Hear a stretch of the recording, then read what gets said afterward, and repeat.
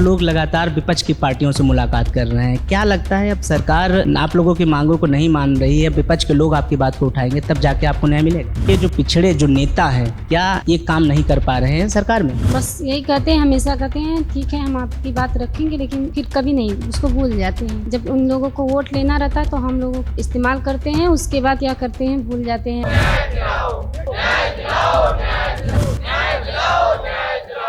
69,000 शिक्षक भर्ती के मामले में लगातार अभ्यर्थी प्रदर्शन कर रहे हैं। अब अभ्यर्थी लगातार शांतिपूर्ण तौर पर प्रदर्शन कर रहे हैं और चाहे वो कांग्रेस पार्टी हो या सपा पार्टी हो, लगातार सभी पार्टियों से मुलाकात कर रहे हैं और अध्यक्षों से मुलाकात कर रहे हैं कि अब उनकी बात को जो विपक्ष के लोग हैं वो उठाएं। इसी कड़ी में लगातार जो अभ्यर्थी हैं वो अभी समाजवादी पार्टी कार्यालय पर गए थे और उसके बाद आज कांग्रेस पार्टी कार्यालय पर आए हैं। मैं तस्वीरों के माध्यम से आपको दिखाऊंगा। ये 69,000 शिक्षक अभ्यर्थी हैं जो अपनी मांगों को लेकर लगातार प्रदर्शन कर रहे हैं और इनकी मांगे जो हैं 6800 जो चयनित विद्यार्थी हैं उनके चयन को लेकर लगातार ये लोग प्रदर्शन कर रहे थे, लेकिन अभी हाल ही में अब ये लोग पूरी शांति तरीके से अपनी बात को रख रहे हैं और जो विपक्ष के लोग हैं उनसे मुलाकात कर रहे हैं और अपनी बात को सरकार पर दबाव बनाया जा रहा है कि विपक्ष के लोग उनकी बात को उठाएं ताकि उनको न्याय मिले। और इसी कड़ी में लगातार जो अभ्यर्थी हैं वो शांति तौर तरीके से विरोध जता रहे हैं सरकार के खिलाफ। कल मायावती के यहाँ भी गए थे और मायावती की यहाँ भी मुलाकात भी हुई थी उन लोगों की। आज भी कांग्रेस पार्टी कार्यालय पर आए हैं ये लोग और आज भी यहाँ जो प्रदेश अध्यक्ष हैं उनसे इन लोगों ने बात किया है। क्या कुछ बात हुई है अभ्यर्थियों से ही जानेंगे। मैम सबसे पहले क्या नाम है आपका? मेरा नाम अर्चना है, मैं अयोध्या से हूँ। लगातार आप लोग प्रदर्शन कर रही हैं, आज कल मायावती जी के यहाँ भी गई थी आप लोग, आज कांग्रेस पार्टी कार्यालय पर आई, अभी किससे बात हो रही? अभी राष्ट्रीय अध्यक्ष से बात हो रही थी, कांग्रेस के राष्ट्रीय अध्यक्ष से बात हुई है।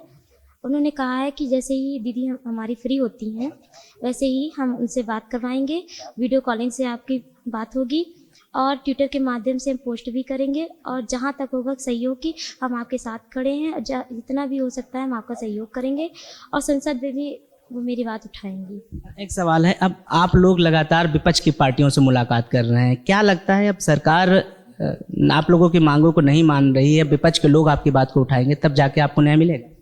क्यों नहीं मिलेगा? जब बहुत बड़ा महत्व होता है सर, विपक्ष चाहे तो उसी दिन न्याय सत्ता पक्ष को करना पड़ता है और करने लगेगा। इसलिए हम विपक्ष के पास भी जा रहे हैं क्योंकि सत्ता पक्ष तो लगातार हम 2 साल से बोल ही रहे हैं अपनी बात उठाने के अपने न्याय के लिए। नहीं जब मिल पा रहा है तो मजबूरी में हमको विपक्ष के पास जाना पड़ रहा है। एक सवाल है, जो सरकार में जो पिछड़े मंत्री हैं वो लोग आप लोग अभी सबसे मिल रहे हैं, केशव प्रसाद मौर्य के यहाँ भी आप लोग गए थे, सुहेल देव भारतीय समाज पार्टी के, क्या लग रहा है ये जो पिछड़े जो नेता हैं क्या ये काम नहीं कर पा रहे हैं सरकार में? अगर कर पा रहे होते तो हमको न्याय मिल जाता है, अभी तक मिल गया होता है। नहीं कर पा रहे हैं इस सरकार में, अब ये तो वही जानते होंगे कि उनकी कितनी हैसियत है अपने समाज को न्याय दिलाने के लिए। और हम लोग तो जा ही रहे हैं, आवाज ही उठा रहे हैं, लेकिन अब हम क्या बोलें आपसे। वही अगर बात सुनी गई होती तो हमको न्याय मिल गया होता इस पार्टी में। आप लोग भी लगातार जब मुलाकात होती है पिछड़े नेताओं से तो क्या कहते हैं, क्या आश्वासन दिया जाता है आप लोग? बस यही कहते हैं, हमेशा कहते हैं ठीक है हम आपकी बात रखेंगे, लेकिन फिर कभी नहीं उसको भूल जाते हैं।